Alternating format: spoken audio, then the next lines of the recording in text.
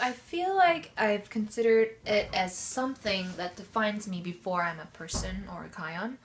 I still do feel like I always have to be feminine, have to be presented feminine.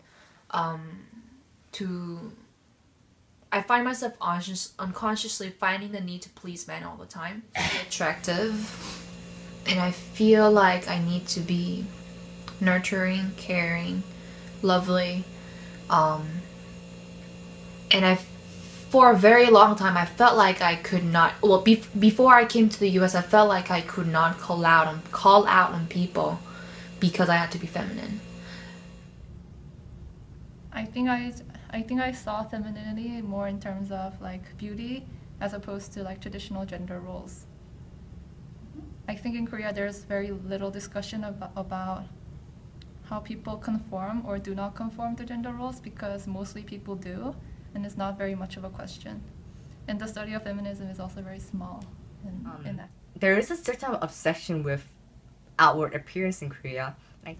I think Korea is a culture, like aside from like this femininity issue, it's a culture where people like to conform and like blend in, like have the taste that other people have. Because, for instance, everyone would try to look like a certain way, you know, pale face, no blemishes, you know, their eyelids have to be double eyelids.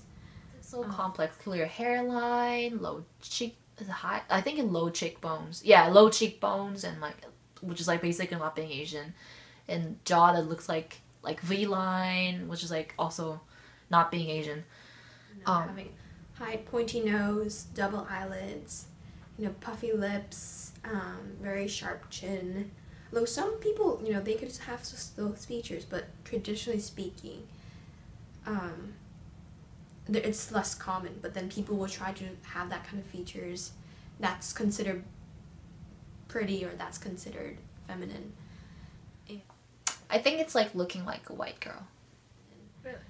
And also looking innocent, you know, they think that if you have a very pale skin, you think, oh, you're very like pure. Yeah, so in Korea we have this word, it's like a new word that's called bagel. It's a combination of baby and glamorous. That means you have a baby face, but your body is hot like glamorous. So Naive but sexualized for being naive. Well, it seems as if they were kind of making lingerie or like something that Western people like usually associate with like sex. So it's very like a lot of boobs and stuff like that. They seem to make it very almost like as if it's like pedophilia. And I feel like whenever our family was represented to other families, I feel like I was like part of a accessory to my father or the male figures in my family, because whenever I meet them, they always try to make compliments on my on how I look, blah blah blah.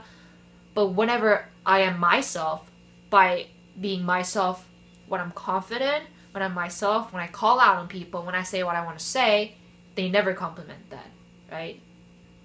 So in that regard, I feel like I had to also be representable as a subjugated part of my family that is led by male figures. I think it has to do with like paternalism, where males are usually the ones, oh, I know things better, so I should be taking care of women, and women should be the ones supporting me. So, because I think I see a lot of mothers who are in charge of the financial stuff, and oftentimes it's really funny because you see the mothers, so the her husband would come over and then like, oh, I need this amount of money, and then the mother will go like look over her nose and like, oh, you know, you spent this much, and like, I'm gonna only give you $20, and the guy would like, can I have 30? Like, just maybe 25, and then her husband was like, oh, thank you. So it's like a different flip in the power, I guess. You know, she's in charge of finance, although he's the one earning the money. like girls do say that they want guys to take charge, as in like plan out the dates and like be an oppa, like know stuff and help them out. But like as in like power dynamics in the relationship, I don't see it as if the guy is like dominant over the girl. I don't know.